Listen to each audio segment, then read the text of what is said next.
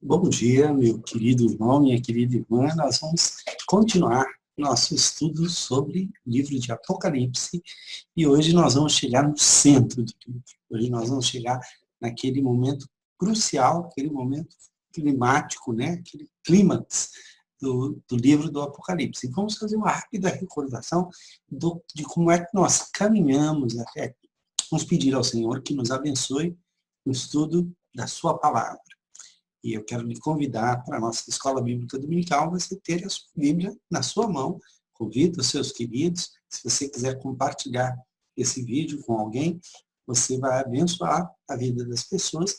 Nós estamos estudando o que a Bíblia fala sobre o fim dos tempos. Especialmente, estamos fazendo um estudo literário do livro de Apocalipse. Estamos analisando a construção literária da literatura apocalíptica e temos aí uma lista de vídeos sobre esse assunto que ao final dessa nossa escola dominical você vai poder ver e poder programar-se para assistir e participar com a gente. Deus nos abençoe. Querido Deus, eu quero te pedir que o Senhor nos abençoe quando estudamos a tua palavra, ó Pai. Quero te pedir que a tua graça esteja sobre nós de uma maneira muito especial quando abrimos o livro de Apocalipse. Porque a palavra de Deus tem uma bênção para quem lê, para quem ouve. Ela diz, bem-aventurado aquele que lê, aquele que ouve e aquele que guarda as palavras desta profecia. Mesmo que não compreenda, é bem-aventurado. E nós te agradecemos por esta bem-aventurança, Pai. Em nome de Jesus. Em nome de Jesus. Amém. Eu quero começar compartilhando com vocês o texto que nós vamos ler a partir do capítulo 12 do livro de Apocalipse. E nós vamos aqui compartilhar o texto bíblico com você, porque nós estamos aqui no final da terceira cena. Vamos nos lembrar que o Apocalipse é colocado em 7 cenas, como se fosse um grande drama. Aliás, deixa eu fazer o seguinte, ao invés de nós lermos o texto, vamos já direto fazer um rápido resumo de onde nós estamos e de como nós chegamos até aqui. Olha só, nós estamos fazendo aqui uma visão panorâmica do Apocalipse. E na primeira cena do Apocalipse, a gente vai começar a ligar os pontos. A primeira cena tem como resumo o seguinte: a igreja está nas mãos de Jesus Cristo. João está na ilha de Patmos, ali ele recebe uma visão vinda de Deus, que Deus deu a Jesus, que através do seu anjo notificou o seu servo João, deveria enviar 7 cartas a 7 igrejas. Ele ouviu essa voz atrás de si, e de repente ele ouviu essa voz e a voz lhe deu essa ordem. Quando ele olhou para trás, ele viu Jesus. Mas Jesus está aqui exatamente como ele aparece na visão de Daniel, capítulo 7, como o filho do homem que desce dos céus e vai até o ancião de dias. E o texto que você pode dar uma olhada, está aqui, olha, né? A igreja está nas mãos de Jesus, filho do homem, de Daniel, capítulo 7, eu peguei alguns pedacinhos, o texto são vários versículos, são 5 versículos, continuei olhando, até que foram postos uns tronos e um ancião de dias se assentou. A sua veste era branca. Assentou-se o tribunal e se abriram os livros. E eu estava olhando. Isso é Daniel falando, não é João. E eis que vinha com as nuvens do céu, um como filho do homem.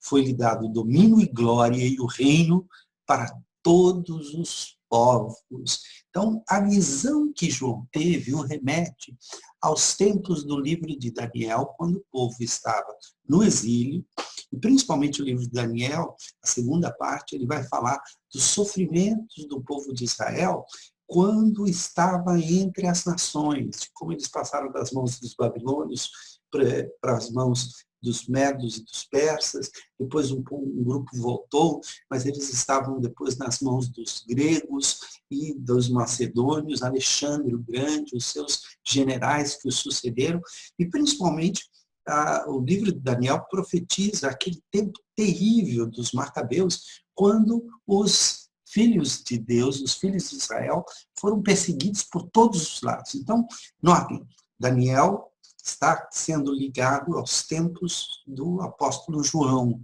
E João está dizendo, olha, como Deus cuidou do seu povo lá atrás, ele está cuidando nos dias de hoje. Então, essa é a primeira cena.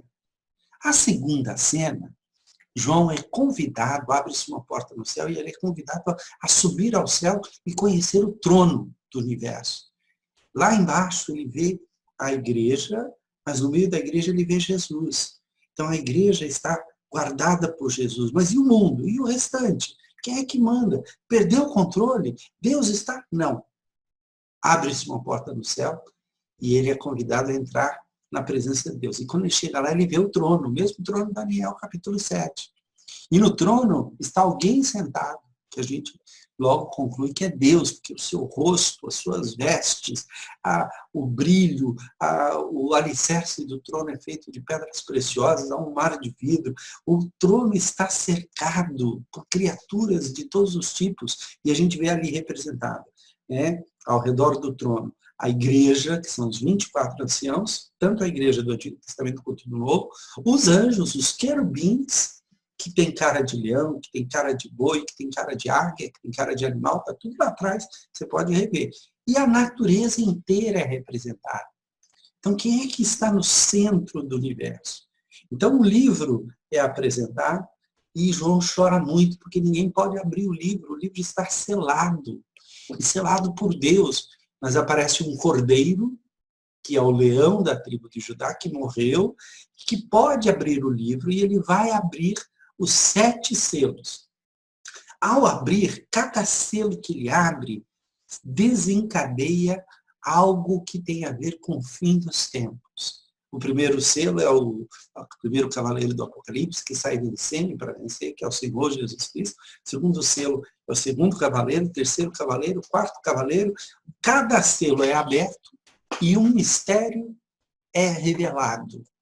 E então aparecem as figuras, os 7 sinais. Os 4 primeiros são os 4 primeiros cavaleiros do Apocalipse: a guerra, a morte, a peste, a carestia, a fome, a falta e a escassez, e todos os sofrimentos que são característicos do tempo presente. Pois bem, então, notem, a igreja está sendo conduzida, em primeiro lugar, está dizendo, olha, Jesus está no meio de nós e ele está no controle aqui.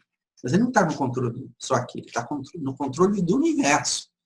Ele está controlando todas as coisas. E todos esses males que têm acontecido, as guerras, os rumores de guerras, os terremotos, as pestes, as doenças, tudo isso é sinal de que o fim dos tempos chegou.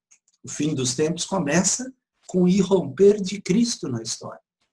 Cristo traz o reino dos céus, Cristo traz o reino vindouro e ele começa a se misturar como o fermento levé da massa, como o grão de mostarda vai crescendo, como a plantação que vai crescendo e o agricultor não sabe como é que cresceu, como o joio que é semeado no meio do trigo e o trigo e o joio crescem juntos, como uma rede que sai arrastando e pegando todo tipo de peixe e quando chega lá vai escolher os peixes bons, os peixes maus, o que é entulho, o que vai ser jogado fora. Pois bem, abre-se a terceira cena, e a terceira cena é caracterizada por 2 realidades muito importantes.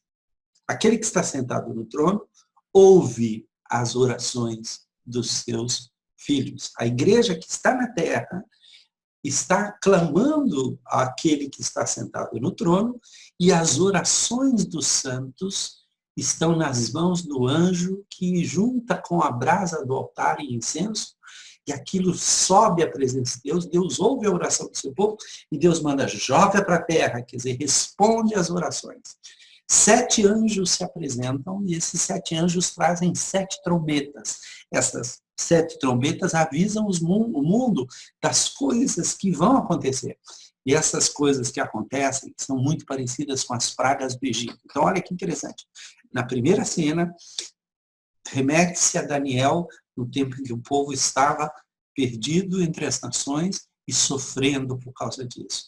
Na terceira cena, remete-se ao Egito, quando o povo estava escravizado. E Deus mandou Moisés para advertir Faraó, e advertiu a Faraó através de pragas. E muitas destas pragas se repetem no livro de Apocalipse, como que dizendo, Deus está advertindo e avisando ao mundo. O tempo está próximo, a hora está chegando. Olha o que diz aqui. E aí? O incenso são as orações dos santos.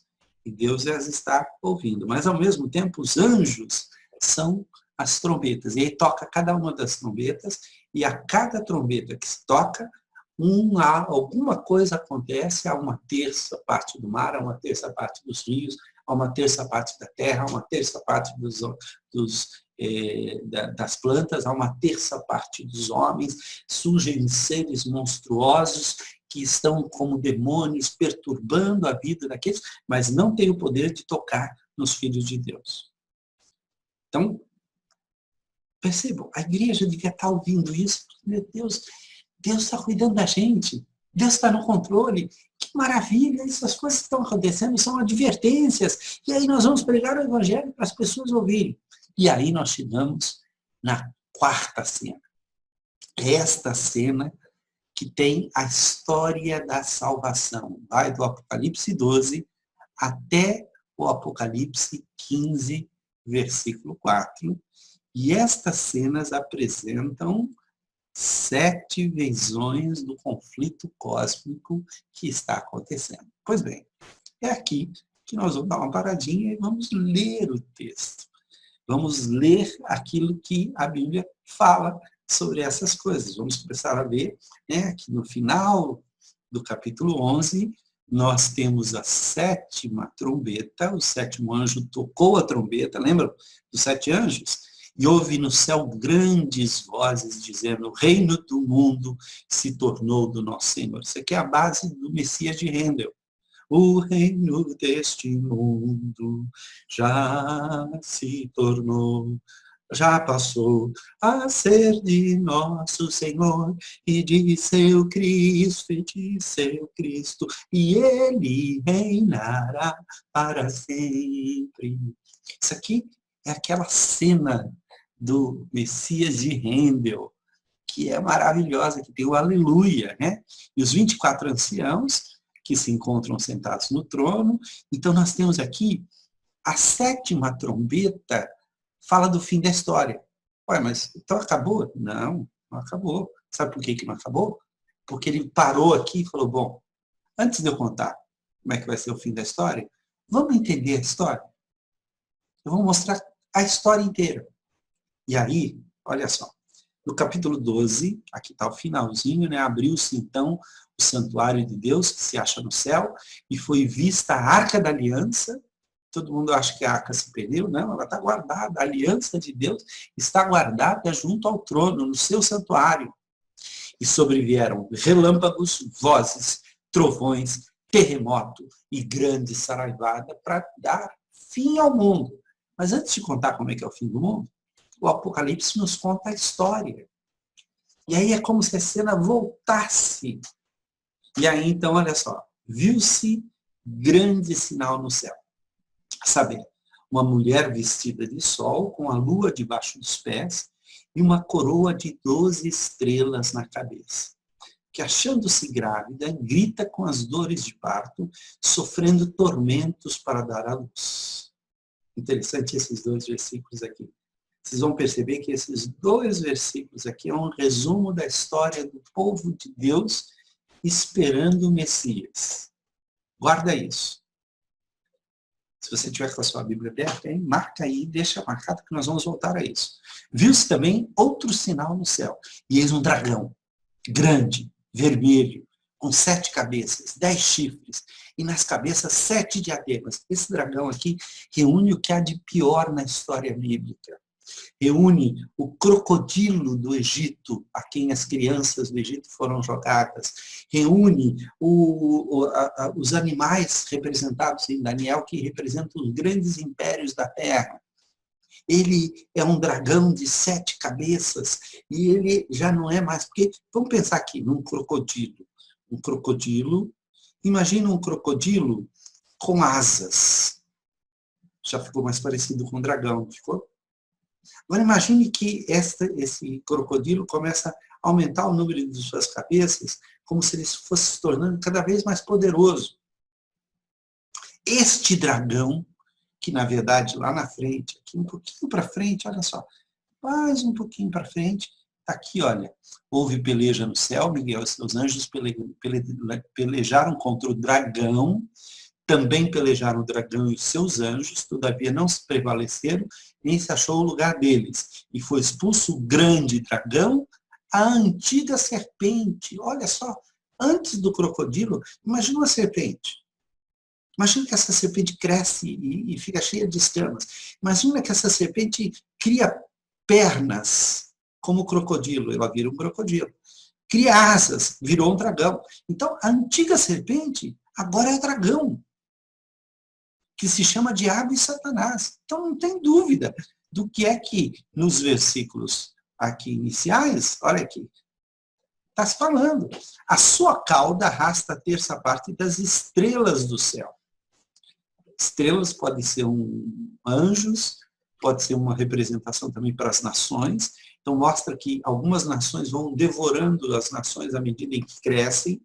Isso aconteceu com o Egito, isso aconteceu com a Síria, isso aconteceu com a Babilônia, isso aconteceu com os medos e os persas, isso aconteceu com os gregos, isso aconteceu com o Império Helenístico e agora está acontecendo com quem? Com o Império Romano, que engoliu todas as outras. Então, o dragão, que representa, é o diabo, mas está aqui, vestido de, parece que um império poderoso, está na frente da mulher, esperando o momento que vai nascer o filho, e esse filho ele vai devorar, ele quer devorar esse filho. Por que ele quer devorar esse filho? Nós já vamos conversar sobre isso. Mas o filho nasce e é arrebatado para o céu. O dragão não consegue devorar o filho. E esse filho é um filho varão, que há de reger todos os povos da terra com cetro de ferro. O Salmo de número 2 fala do filho, que todas as nações terão que se curvar diante do filho, e o filho é o descendente de Davi, é o próprio Jesus Cristo, mas ele foi tirado de poder da presença do dragão, porque ele subiu aos céus. Então o que o dragão fez? Ele vai perseguir a mulher.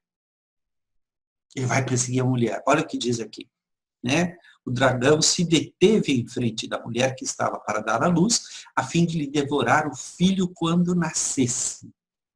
Nasceu-lhe, pois, um filho varão, que há de reger todas as nações com cetro de ferro, e o seu filho foi arrebatado para Deus até o seu trono. João já tinha visto. O filho está lá, na forma do cordeiro que abriu os selos. A mulher, porém, fugiu para o deserto. Por que para o deserto? Porque é para onde fogem os servos de Deus quando eles são perseguidos. Moisés, quando foi perseguido no Egito, fugiu para o deserto. Elias, quando foi perseguido por Acabe e Jezabel, fugiu para o deserto. E Deus providenciou para que ele fosse alimentado. Jesus, quando foi começar o seu ministério, foi para o deserto. Paulo, quando recebeu a visão de Jesus Cristo e teve a sua vida virada ao avesso, o que ele fez? Foi para o deserto. O deserto é o lugar onde as pessoas vão se encontrar com Deus e se proteger. Sobre Jesus Cristo, Marcos, quando fala da tentação de Cristo, ele diz assim: estava no deserto, estava entre as feras, mas os anjos o serviam. No deserto, Deus enviou o anjo para cuidar de Elias. No deserto, Deus apareceu a Moisés como uma sarça ardente. Na Bíblia, o deserto é o lugar do encontro com Deus. Mesmo que o dragão venha atrás dela no deserto, a mulher vai estar protegida no deserto. Agora, quem é essa mulher? Quem é essa mulher? Olha só. E o filho foi arrebatado para Deus até o seu trono. A mulher, porém, fugiu para o deserto, onde Deus lhe havia preparado lugar para que nela a sustentem durante 1260 dias. 1260 dias. Deixa eu dar uma dica para vocês. 1260 dias equivale a 3 anos e meio. Faça as contas. Divida aí. Tá? 1360 dias equivale a 3 anos e meio, que é o tempo do ministério de Jesus nesse mundo. É também o tempo em que Elias orou e durante 3 anos e meio não choveu. Então, 3 anos e meio é o tempo da ação de Deus no mundo. É o tempo em que Deus age no mundo. Esses 1260 dias equivalem a uma outra expressão que aparece muito no Apocalipse, que é um tempo, 2 tempos e metade de um tempo, 3 dias e meio. Ou 3 anos e meio. 3 dias e meio é o tempo que dura a aliança que o anticristo faz lá na frente, lá no capítulo, na cena número 6, o anticristo faz uma aliança de 7 dias, mas no meio da semana, exatamente depois de 3 dias e meio, ele quebra a aliança. Isso aparece tanto lá, como aparece também no livro de Daniel. Então, notem, tudo aqui é muito simbólico. Aí, o que acontece? Né? Quando o dragão não conseguiu alcançar a mulher, houve peleja no céu. Quando o filho chegou no céu, houve uma luta no céu. Miguel, que é o chefe, o comandante das tropas de Deus, pelejou junto com seus anjos contra o dragão e seus anjos. Então a guerra aqui é entre o dragão e seus anjos. Todavia não prevaleceram o dragão e os seus anjos. Nem mais se achou no céu o lugar deles. Eles não puderam mais ficar no céu. E foi expulso o grande dragão, a antiga serpente, que se chama Diabo e Satanás, o sedutor de todo mundo, foi atirado para a terra, e com ele os seus anjos. Olha só, presta atenção. Quando que ocorreu isso aqui? Se nós seguimos a sequência desse texto aqui, ele ocorreu quando Jesus subiu ao céu. Muitos acham, aqui é a queda de Satanás, quando ele lá no início da história, ele pelejou com Miguel. Não é a queda de Satanás, e eu vou te dizer por quê. Porque aqui diz, olha só, agora veio a salvação, né? Uma voz do céu proclamou, dizendo, agora veio a salvação, o poder, o reino do nosso Deus e a autoridade do seu Cristo, pois foi expulso o acusador de nossos irmãos. Quando é que Satanás não pôde mais acusar os filhos de Deus, como ele fez lá com Jó? Porque no Antigo Testamento ele ainda podia comparecer diante de Deus e acusar. E agora? Agora ele não pode mais. Por quê? Porque temos um advogado junto ao Pai. O Evaldo está em pecado, está assim. E não vai fazer nada? Não. Por quê? Porque a compadecida ajuda, né, do autocompadecido? Não. Porque o Cordeiro deu por ele a sua vida. Então sai daqui, Satanás. Você não pode mais acusar ninguém. Não há mais acusação contra os filhos de Deus. Quem intentará acusação contra os filhos de Deus? O mesmo, olha só, pois foi expulso o acusador dos nossos irmãos, o mesmo que os acusa de dia e de noite diante do nosso Deus. Eles, pois, o venceram por causa do sangue do Cordeiro. Então, o sangue do Cordeiro que foi derramado sobre a terra expulsou o Satanás. Eu vi Satanás caindo do céu como um relâmpago, lembra? Que Jesus falou quando voltaram os discípulos. E por causa da palavra do testemunho, do martírio que deram. Os testemunhos dos filhos de Deus expulsaram o demônio da presença de Deus. Ele não pode mais nos acusar. E mesmo em face da morte, não amaram a própria vida, são mártires. Por isso, festejai, ó céus, e vós os que nele habitais. Ai da terra e do mar, pois o diabo desceu até vós, cheio de grande cólera, sabendo que pouco tempo lhe resta. Esse pouco tempo é o tempo que vai entre a subida, a ascensão de Cristo e a sua volta. E ele, nesse tempo, ele está tentando destruir o que ele puder. Quando, pois, o dragão se viu atirado para a terra, perseguiu a mulher que dera à luz o filho varão. Quem é essa mulher? Bom, a igreja, o povo de Israel, deu à luz ao filho varão, que é Jesus Cristo. Só que agora, esta mulher se transformou na igreja. Foram dadas à mulher as duas asas da grande águia, para que voasse até o deserto, ao seu lugar, aí onde é sustentada durante um tempo, tempos e metade de um tempo. Quem é que foi sustentado no deserto durante um tempo, 2 tempos e metade do tempo, durante 3 anos e meio, durante 1.260 dias? Elias, primeiro por um corvo, que levava alimento para ele, e ele bebia do ribeiro. Quando o ribeiro secou, ele foi até a casa da viúva, e a viúva lhe deu o alimento, e nunca faltou o azeite nem a farinha para a viúva de Sarepta. Olha só. Só que aí o diabo, né, ela é sustentada durante um tempo, os tempos e metade de um tempo, fora da vista da serpente, a serpente não tem como alcançá-la, então a serpente arrojou da sua boca, atrás da mulher, água como um rio, a fim de fazer com que ela fosse arrebatada pelo rio. A terra, porém, socorreu a mulher, e a terra abriu a boca e engoliu o rio que o dragão tinha arrojado de sua boca. E o dragão contra a mulher e foi pelejar com o restante da sua descendência. O diabo continua lutando contra os descendentes da mulher, a igreja, no decorrer dos séculos, dos milênios. Os que guardam os mandamentos de Deus e têm o testemunho de Jesus se pôs em pé sobre a areia do mar. O dragão. Aí vai acontecer o surgimento das bestas. Mas antes disso, vamos voltar aqui para o nosso estudo. Está interessante, né? Está bacana, né? Eu sei disso. Agora, olha só. Vamos ver aqui esse drama. Começa no capítulo 12, nós lemos aqui os primeiros versículos. Agora vamos para o capítulo 13. Mas antes de ir para o capítulo 13, se é que nós teremos tempo para isso, eu quero esmiuçar, eu quero detalhar essa visão, porque essa visão é extraordinária. Essas 7 visões do conflito cósmico, quer dizer, na verdade, as 7 visões vão ocorrer depois disso, mas aqui é o prelúdio, a entrada.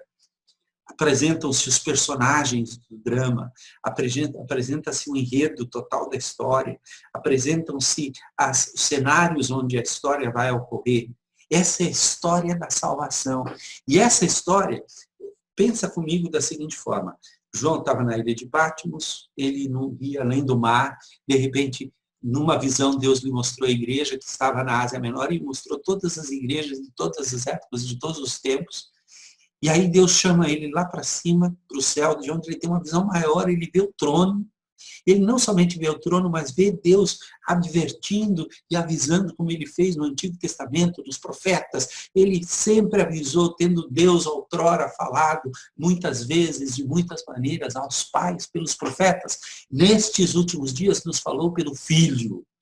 E aqui nós temos um resumo dessa história, e João vai ver de uma amplitude muito maior, ele vai ver o começo da história e o fim da história. Aqui na telinha você não está vendo nem minha mão, porque transcende o tempo da nossa vida, transcende os dias da nossa vida. É uma história que começou muito antes de nós nascermos e pode terminar muito depois de nós morrermos.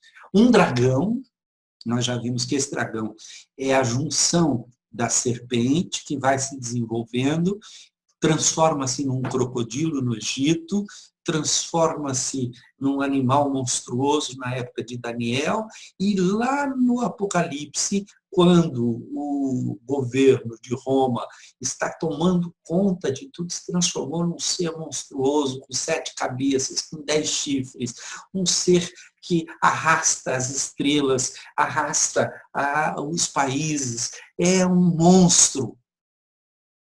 A Bíblia, quando fala de bestas, está falando de animais. Ela utiliza, lá no livro de Daniel, o leão, ela utiliza o tigre, o leopardo, ela utiliza o cordeiro, ela utiliza vários símbolos para simbolizar as nações. Quando nós vemos aqui um dragão, esse dragão reúne todas as características. Então nós podemos dizer que o diabo sempre se utiliza de poderes e impérios deste mundo que se submetem a ele desde Babel, desde o começo, para tentar oprimir o povo de Deus. O dragão aqui, então, representa todas as nações que pelejaram contra o povo de Deus. Isso para mim é muito claro, muito claro. Agora lembra de uma coisa, quando a serpente enganou Eva e Eva deu o fruto a Adão e ambos comeram do fruto e caíram, Deus lançou uma maldição sobre a serpente, dizendo que a serpente comeria pó e que o filho ou a semente da mulher esmagaria a cabeça da serpente.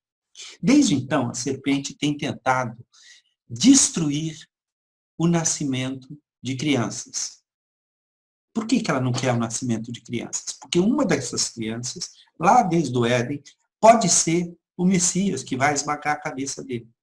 Então ele está atento.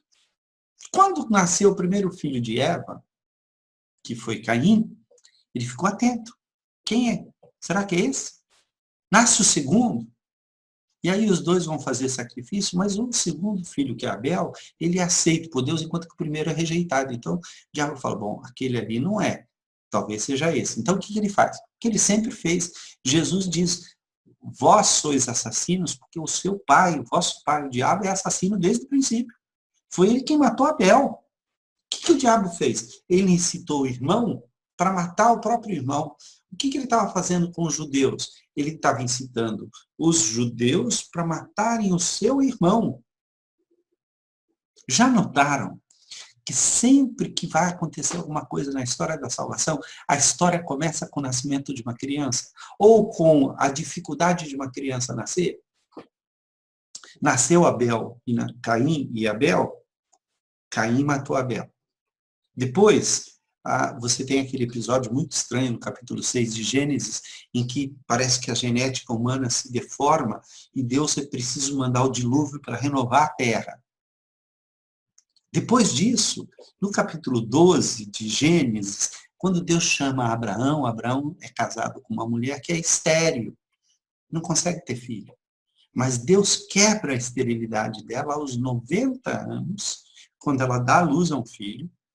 Depois Deus pede para matar o filho, e é estranho, mas surge o cordeiro que morre no lugar do filho. Depois Isaac, também a mulher é estéril. Parece que o diabo vai tentando e não quer que nasça a criança. Quando vai nascer, a Rebeca fica mal, porque ela não sabe, não tinha ultrassom para saber que ela tinha gêmeos, e ela recebe uma profecia, e quando nascem os gêmeos, são dois filhos de novo, o mais novo recebe a promessa de Deus, assim como Abel recebeu a promessa de Deus. Vou deixar esse fone aqui que está caindo toda hora. Né? Ele recebe a promessa de Deus, e Deus, então, quando vem a terceira geração, e Jacó se apaixona por Raquel, ele não pode casar com a Raquel, ele casa com a Rebeca. Rebeca é fértil, que é uma beleza, nasce filho, mas Raquel não. Quando nasce o primeiro filho, José, todas as atenções se voltam para José, e aí, o que o diabo faz? Ele incita os irmãos, quando nasce o segundo filho de Raquel, ela morre. Então ficam só os dois irmãos, filhos de Raquel. José chama a atenção dos seus irmãos, e o diabo bota no coração deles de matar o irmão. A mesma coisa que ele vai tentar fazer com Jesus mais tarde, e já tentou fazer outras vezes. Então, estão percebendo? Quem é essa mulher? Qual foi o sonho de José? José teve um sonho de que o sol, a lua e 12 estrelas, 11, ele era 12º, se curvaram diante dele. Ele estava falando de quem? Do pai, da mãe e das 12 tribos de Israel.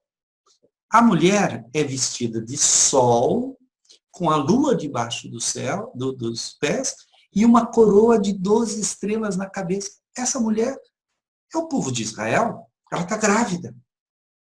E conforme o neném vai crescendo, no decorrer dos séculos, todas as vezes que nasce um neném no povo de Israel, o faraó, que é o representante do dragão, manda jogar para os crocodilos. Depois, quando Ana, no começo da história de Davi, A Ana, coitada, não consegue ter filho, pede a Deus, e Samuel é o grande líder que vai trazer Davi aquilo. Davi, a tentativa de matá-lo, de assassiná-lo.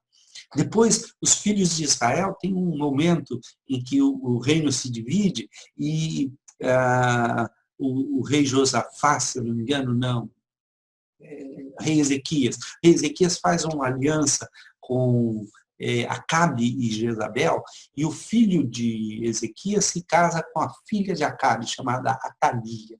Quando o profeta Jeú vai até lá e mata Acabe morre na batalha, mas mata Jezabel, a Atalia, ela pega e começa a matar todos os netos, para não deixar um descendente a Davi. Eu creio que aquela mulher estava possuída pelo diabo. Era o dragão tentando devorar o filho quando nascesse. O que aconteceu quando Maria ficou grávida? O Império Romano, através de Herodes, tentou devorar a criança, mas a criança sempre se salvou. Então, olha só, essa mulher e essa criança grávida é a história de como Deus gerou Jesus pelo povo de Israel, fez com que ele nascesse, ele viveu a sua vida, morreu por nós, subiu aos céus, e a mulher então se transforma na igreja. A mulher vestida de sol, né, é a noiva do Cordeiro. Estão percebendo quanto simbolismo aqui? A Igreja Católica costuma dizer que essa mulher é Maria. Sim, Maria. Maria teve Jesus. Mas Maria aqui representa todo o povo de Israel e a Igreja posterior. Não é simplesmente a Virgem Maria, que é venerada pelos católicos. Não, é muito mais do que isso. É o povo de Deus, são os 24 anciãos, é a Igreja. Isso mostra aqui que há um segredo nessa imagem. Uma mulher vestida de sol, com a lua debaixo dos seus pés e uma coroa de 12 estrelas, representando então o povo de Israel, que, achando-se grávida, sofre com as dores do parto, enquanto que o dragão, que tem 7 cabeças, 10 chifres, com a sua cauda ele arrasta a terça parte das estrelas do céu, está esperando para devorar o menino. É a história de como Deus fez com que o Messias fosse preservado para nascer, morrer por nós, subir ao céu e derrotar o dragão. O dragão agora não pode mais comparecer diante de Deus para nos acusar, porque ele é o acusador. Então ele é lançado contra a terra. E aqui na terra é que vai continuar a história desta coisa. Então virão aquilo que nós vimos, que são as 7 visões do conflito cósmico. A primeira visão é uma besta que emerge do mar. Está lá em Apocalipse 13, de 1 a 10. É uma besta terrível, tem 7 cabeças e 10 chifres, tem a aparência do leopardo, tem a boca do leão, é como se fosse um urso. Ela pega todas as características dos grandes animais que são citados em Ezequiel, que são citados em Daniel e que representam as nações. Ela pega o que tem de pior na Babilônia, na Média e na Pérsia, na Grécia, no reino helenístico e mais tarde no Império Romano. Esse dragão representa o Império Romano. Até então, havia 10 Césares, até a história do livro do Apocalipse. É por isso que tem 10 chifres. 7 cabeças, as 7 colinas de Roma. Tem um lugar em Apocalipse que fala das 7 colinas de Roma. O dragão está sentado sobre 7 colinas. Bom, mas essa é a primeira visão.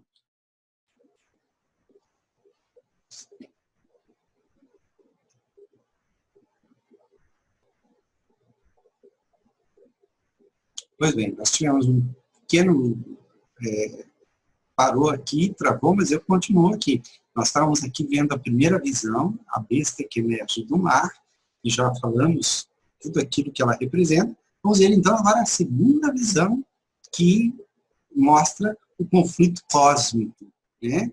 É uma besta também. Uma segunda visão, é um animal.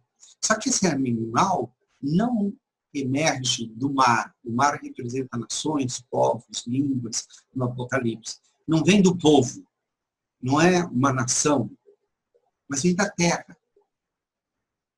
Isso é difícil de interpretar.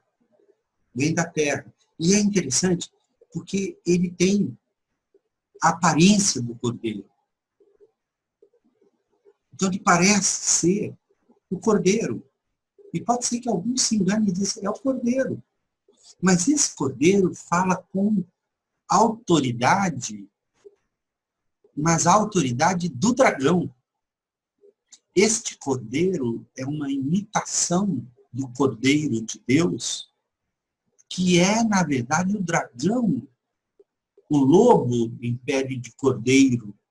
Aqui não é o lobo, é o dragão em pele de cordeiro. E ele fala com insolência contra os santos do Altíssimo.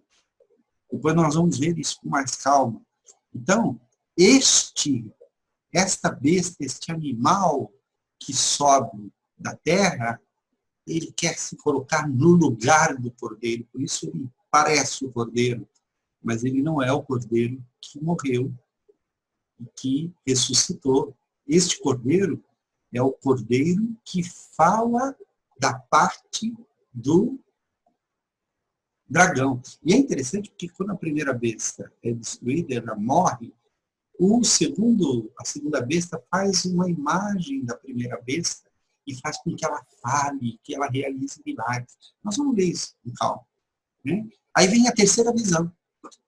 Surgem os anjos, mas são anjos que trazem a graça de Deus para os que são salvos, a destruição de Deus para aqueles que não querem saber, mas a advertência para aqueles que ainda podem ser salvos. É a terceira visão do conflito cósmico. Deus ainda está chamando as pessoas durante esse período e as pessoas podem ainda ser salvas. E os cristãos? E aqueles que estão com Cristo? Bom, aqueles que estão com Cristo estão já sendo preparadas para a colheita. E a colheita, ela tem dois aspectos. Ela tem a ceifa, onde se colhe o trigo, e a vindima, onde se colhem as uvas. Vamos fazer uma coisa aqui? Vamos dar uma olhadinha lá no nosso texto, de novo. Eu quero compartilhar com você aqui o texto que nós estávamos lendo. Como eu tive que fechar o computador e voltar, aqui, mas eu vou buscar aqui como estava, como foi o aplicativo, foi fechado ali, e aí nós vamos ver aqui os textos que nós estávamos lendo. Nós estamos aqui no finalzinho do capítulo 14, onde se fala da ceifa, e eu quero dar só uma olhadinha nisso, mas mais tarde, com mais calma, eu quero ver junto com você. Vamos lá. Está demorando um pouquinho para ele poder se ajeitar aqui. E, bom, enquanto isso, eu abro a minha Bíblia aqui no livro de Apocalipse.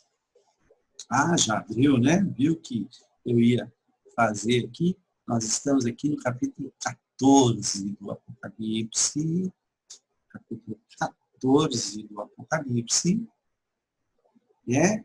O cordeiro, aqui antes a besta que emerge da terra, e aí então nós vimos aqui o cordeiro em pé sobre o monte Sião, e com ele 144.000, tendo na fronte escrito o seu nome. Lembra que o nome tinha sido escrito lá atrás? E o nome de seu pai. E ouvi uma voz do céu, como de voz de muitas águas, como voz de grande trovão. Também a voz que eu ouvi era como de arpistas, quando tangem a sua harpa. E entoavam um novo cântico diante do trono, diante dos 4 seres viventes e dos anciãos. E ninguém pôde aprender o cântico, senão os 144.000 que foram comprados da terra. São esses os que não se macularam com mulheres, porque são castos. São eles os seguidores do Cordeiro, por onde quer que ele vá, são os que foram redimidos dentre os homens. Pois bem, nós não vamos ter tempo de terminar essas 7 visões detalhadamente, mas eu quero simplesmente lhe passar as 7 visões que aparecem do capítulo 12 até o capítulo 15, né, que começa com essa história que nós acabamos aqui de desvendar e que nos fala deste dragão, né, este dragão que está esperando para devorar o filho quando nascesse. E o filho nasceu, subiu ao céu, e um dia ele vai voltar. Enquanto isso, o diabo foi lançado para a terra. E ele não tem o que fazer a não ser continuar tentando destruir os restantes, os descendentes, ou aqueles que se constituem a mulher, que a igreja são os remidos do Cordeiro. Na primeira visão, temos a besta que emerge do mar, a gente já falou um pouquinho sobre ela. Na segunda visão, a besta que emerge da terra, que é uma figura do anticristo. Temos na terceira visão os anjos que ainda estão tentando anunciar e salvar, são os mensageiros de Deus. Temos na quarta visão uma visão da colheita. A colheita que é feita com o trigo e com a uva para ser pisada. Quem sabe no lagar da ira de Deus. O trigo para ser recolhido aos celeiros do Senhor. E na quarta, ou melhor, na sexta visão, acho que ficou aqui. Ok. Na sexta visão, nós temos a ira de Deus que está sendo derramada, será derramada, mas ainda não. Ainda não.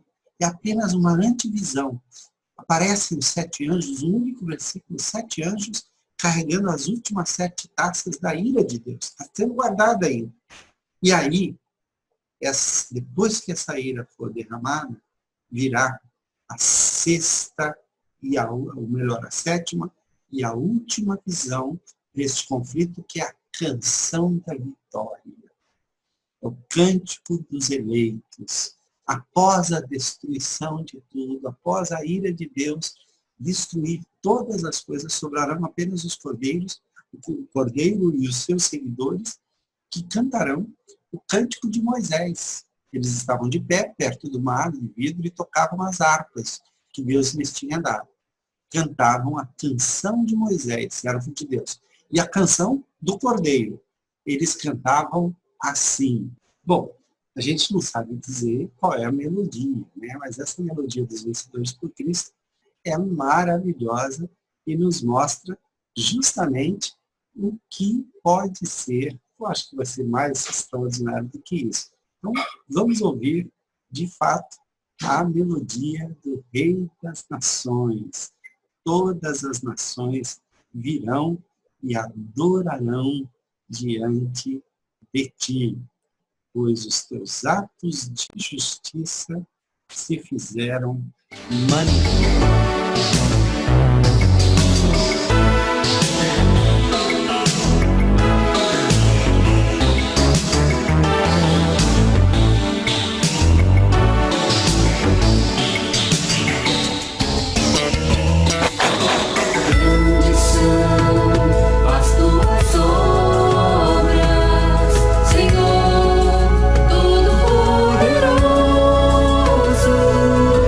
Justo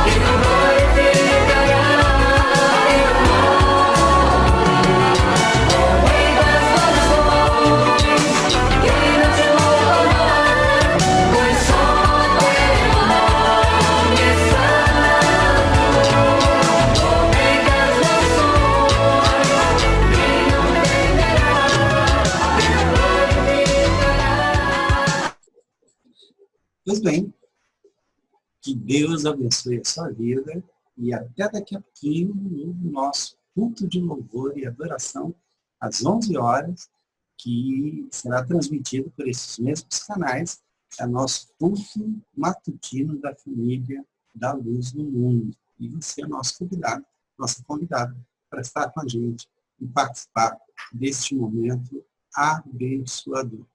Deus abençoe a sua vida e no Apocalipse, veja aqui a tela, né? Nós vamos ter aqui uma lista com todas as aulas que nós já tivemos, incluindo essa aqui. Deus abençoe a sua vida.